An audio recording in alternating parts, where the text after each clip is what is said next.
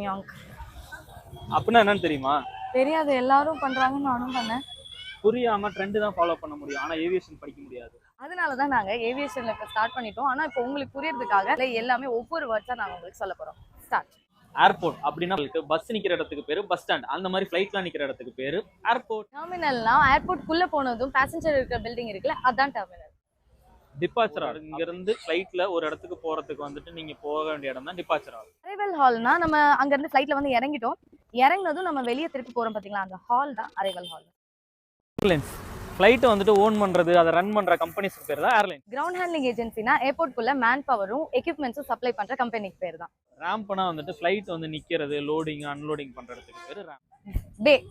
பேனா ஃபிளைட் நிக்கிற இடம் பே. ரன்வேனா ஃபிளைட் வந்துட்டு லேண்ட் ஆகுறது, டேக் ஆஃப் ஆகுறது, அந்த ரோடுக்கு பேர் தான் ரன்வே. டாக்ஸி வேணா ஃபிளைட் லேண்ட் ஆன பிறகு அங்க இருந்து ஒரு ரோட்ல வந்து நிக்கும்ல, அந்த ரோடுக்கு பேர் தான் டாக்ஸி.